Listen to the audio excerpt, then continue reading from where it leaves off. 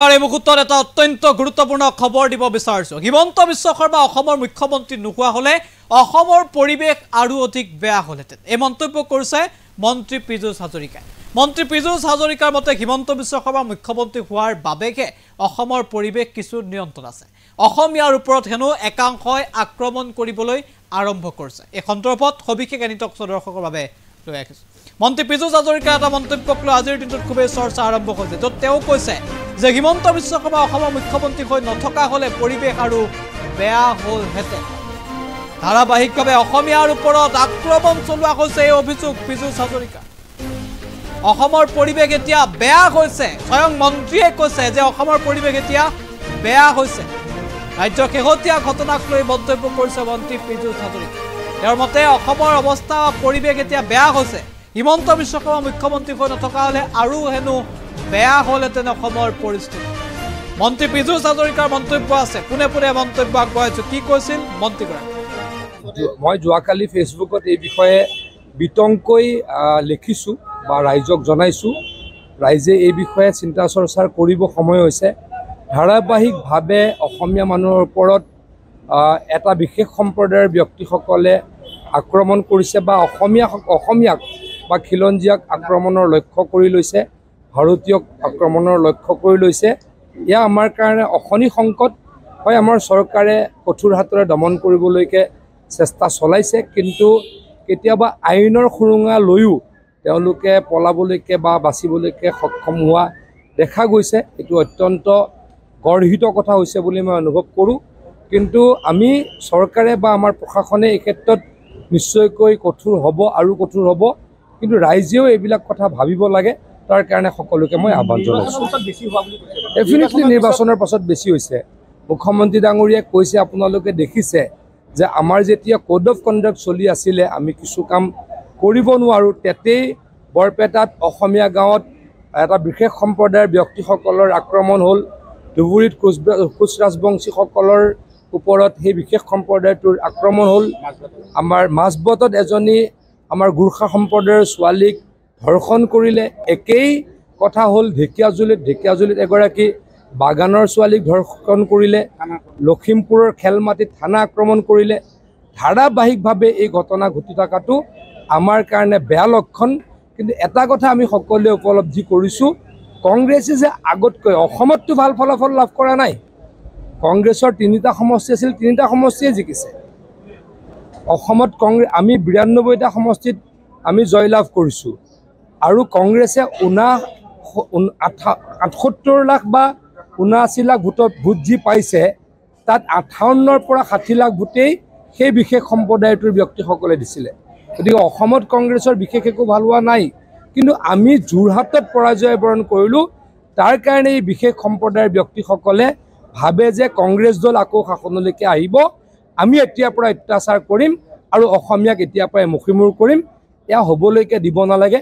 সকলোৱে এই ক্ষেত্ৰত সজাগ হওক, তাৰ কাৰণে অনুৰোধ কৰিছোঁ। কেবিনেটততো পলিটিকেল কথা আলোচনা নহয়। পশ্চিমবংগৰ লেখীয়া হৈছে নেকি আচলতে?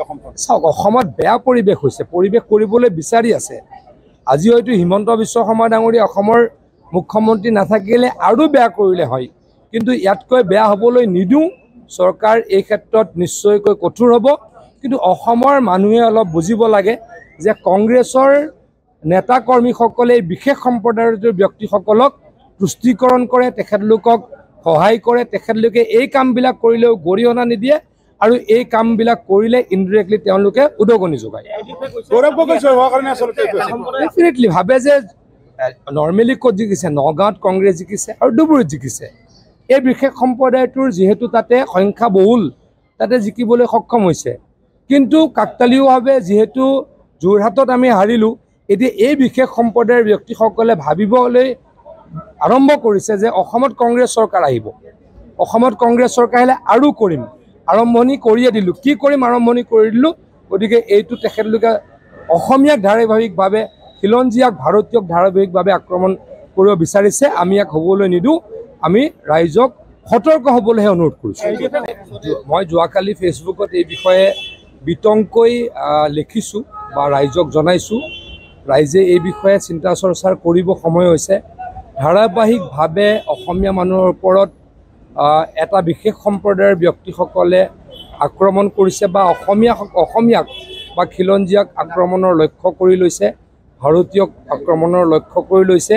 এয়া আমাৰ কাৰণে অশনি সংকট হয়। আমাৰ চৰকাৰে কঠোৰ হাতেৰে দমন কৰিবলৈকে চেষ্টা চলাইছে, কিন্তু কেতিয়াবা আইনৰ সুৰুঙা লৈও তেওঁলোকে পলাবলৈকে বা বাচিবলৈকে সক্ষম হোৱা দেখা গৈছে। এইটো অত্যন্ত গৰ্হিত কথা হৈছে বুলি মই অনুভৱ কৰোঁ। কিন্তু আমি চৰকাৰে বা আমাৰ প্ৰশাসনে এই ক্ষেত্ৰত নিশ্চয়কৈ কঠোৰ হ'ব আৰু কঠোৰ হ'ব, কিন্তু ৰাইজেও এইবিলাক কথা ভাবিব লাগে। তাৰ কাৰণে সকলোকে মই আহ্বান জনাইছোঁ। ডেফিনেটলি নিৰ্বাচনৰ পাছত বেছি হৈছে। মুখ্যমন্ত্ৰী ডাঙৰীয়াই কৈছে, আপোনালোকে দেখিছে যে আমাৰ যেতিয়া কোড অফ কণ্ডাক্ট চলি আছিলে আমি কিছু কাম কৰিব নোৱাৰোঁ। তেতেই বৰপেটাত অসমীয়া গাঁৱত এটা বিশেষ সম্প্ৰদায়ৰ ব্যক্তিসকলৰ আক্ৰমণ হ'ল। ধুবুৰীত কোচ ৰাজবংশীসকলৰ ওপৰত সেই বিশেষ সম্প্ৰদায়টোৰ আক্ৰমণ হ'ল। আমাৰ মাজবটত এজনী আমাৰ গোৰ্খা সম্প্ৰদায়ৰ ছোৱালীক ধৰ্ষণ কৰিলে। একেই কথা হ'ল ঢেকীয়াজুলিত এগৰাকী বাগানৰ ছোৱালীক ধৰ্ষণ কৰিলে। লখিমপুৰৰ খেলমাটিত থানা আক্ৰমণ কৰিলে। ধাৰাবাহিকভাৱে এই ঘটনা ঘটি থকাটো আমাৰ কাৰণে বেয়া লক্ষণ। কিন্তু এটা কথা আমি সকলোৱে উপলব্ধি কৰিছোঁ, কংগ্ৰেছে যে আগতকৈ অসমততো ভাল ফলাফল লাভ কৰা নাই। কংগ্ৰেছৰ 3টা সমষ্টি আছিল, 3টা সমষ্টিয়ে জিকিছে। অসমত আমি 92টা সমষ্টিত আমি জয়লাভ কৰিছোঁ, আৰু কংগ্ৰেছে 78 লাখ বা 79 লাখ ভোট যি পাইছে, তাত 58ৰ পৰা 60 লাখ ভোটেই সেই বিশেষ সম্প্ৰদায়টোৰ ব্যক্তিসকলে দিছিলে। গতিকে অসমত কংগ্ৰেছৰ বিশেষ একো ভাল হোৱা নাই, কিন্তু আমি যোৰহাটত পৰাজয় বৰণ কৰিলোঁ। তাৰ কাৰণে এই বিশেষ সম্প্ৰদায়ৰ ব্যক্তিসকলে ভাবে যে কংগ্ৰেছ দল আকৌ শাসনলৈকে আহিব, আমি এতিয়াৰ পৰা অত্যাচাৰ কৰিম আৰু অসমীয়াক এতিয়াৰ পৰাই মুখিমূৰ কৰিম। এয়া হ'বলৈকে দিব নালাগে। সকলোৱে এই ক্ষেত্ৰত সজাগ হওক, তাৰ কাৰণে অনুৰোধ কৰিছোঁ। কেবিনেটততো পলিটিকেল কথা আলোচনা নহয়। পশ্চিমবংগৰ লেখীয়া হৈছে নেকি আচলতে অসমখন? চাওক, অসমত বেয়া পৰিৱেশ হৈছে, পৰিৱেশ কৰিবলৈ বিচাৰি আছে। আজি হয়তো হিমন্ত বিশ্ব শৰ্মা ডাঙৰীয়া অসমৰ মুখ্যমন্ত্ৰী নাথাকিলে আৰু বেয়া কৰিলে হয়, কিন্তু ইয়াতকৈ বেয়া হ'বলৈ নিদিওঁ। চৰকাৰ এই ক্ষেত্ৰত নিশ্চয়কৈ কঠোৰ হ'ব, কিন্তু অসমৰ মানুহে অলপ বুজিব লাগে যে কংগ্ৰেছৰ নেতা কৰ্মীসকলে বিশেষ সম্প্ৰদায়ৰ ব্যক্তিসকলক তুষ্টিকৰণ কৰে, তেখেতলোকক সহায় কৰে, তেখেতলোকে এই কামবিলাক কৰিলেও গৰিহণা নিদিয়ে, আৰু এই কামবিলাক কৰিলে ইনডিৰেক্টলি তেওঁলোকে উদগনি যোগায়। ডেফিনেটলি ভাবে যে নৰ্মেলি ক'ত জিকিছে, নগাঁৱত কংগ্ৰেছ জিকিছে আৰু ধুবুৰীত জিকিছে। এই বিশেষ সম্প্ৰদায়টোৰ যিহেতু তাতে সংখ্যা বহুল, তাতে জিকিবলৈ সক্ষম হৈছে। কিন্তু কাকতালীয়ভাৱে যিহেতু যোৰহাটত আমি হাৰিলোঁ, এতিয়া এই বিশেষ সম্প্ৰদায়ৰ ব্যক্তিসকলে ভাবিবলৈ আৰম্ভ কৰিছে যে অসমত কংগ্ৰেছ চৰকাৰ আহিব, অসমত কংগ্ৰেছ চৰকাৰ আহিলে আৰু কৰিম। আৰম্ভণি কৰিয়ে দিলোঁ, কি কৰিম আৰম্ভণি কৰি দিলোঁ। গতিকে এইটো তেখেতলোকে অসমীয়াক ধাৰাবাহিকভাৱে, খিলঞ্জীয়াক ভাৰতীয়ক ধাৰাবাহিকভাৱে আক্ৰমণ কৰিব বিচাৰিছে। আমি ইয়াক হ'বলৈ নিদিওঁ। আমি ৰাইজক সতৰ্ক হ'বলৈহে অনুৰোধ কৰিছোঁ। মই যোৱাকালি ফেচবুকত এই বিষয়ে বিতংকৈ লিখিছোঁ বা ৰাইজক জনাইছোঁ। ৰাইজে এই বিষয়ে চিন্তা চৰ্চাৰ কৰিব সময় হৈছে। ধাৰাবাহিকভাৱে অসমীয়া মানুহৰ ওপৰত এটা বিশেষ সম্প্ৰদায়ৰ ব্যক্তিসকলে আক্ৰমণ কৰিছে বা অসমীয়াক বা খিলঞ্জীয়াক আক্ৰমণৰ লক্ষ্য কৰি লৈছে, ভাৰতীয়ক আক্ৰমণৰ লক্ষ্য কৰি লৈছে। এয়া আমাৰ কাৰণে অশনি সংকট হয়। আমাৰ চৰকাৰে কঠোৰ হাতেৰে দমন কৰিবলৈকে চেষ্টা চলাইছে, কিন্তু কেতিয়াবা আইনৰ সুৰুঙা লৈও তেওঁলোকে পলাবলৈকে বা বাচিবলৈকে সক্ষম হোৱা দেখা গৈছে। এইটো অত্যন্ত গৰ্হিত কথা হৈছে বুলি মই অনুভৱ কৰোঁ। কিন্তু আমি চৰকাৰে বা আমাৰ প্ৰশাসনে এই ক্ষেত্ৰত নিশ্চয়কৈ কঠোৰ হ'ব আৰু কঠোৰ হ'ব, কিন্তু ৰাইজেও এইবিলাক কথা ভাবিব লাগে। তাৰ কাৰণে সকলোকে মই আহ্বান জনাইছোঁ। ডেফিনেটলি নিৰ্বাচনৰ পাছত বেছি হৈছে। মুখ্যমন্ত্ৰী ডাঙৰীয়াই কৈছে, আপোনালোকে দেখিছে যে আমাৰ যেতিয়া কোড অফ কণ্ডাক্ট চলি আছিলে আমি কিছু কাম কৰিব নোৱাৰোঁ। তেতেই বৰপেটাত অসমীয়া গাঁৱত এটা বিশেষ সম্প্ৰদায়ৰ ব্যক্তিসকলৰ আক্ৰমণ হ'ল। ধুবুৰীত কোচ ৰাজবংশীসকলৰ ওপৰত সেই বিশেষ সম্প্ৰদায়টোৰ আক্ৰমণ হ'ল।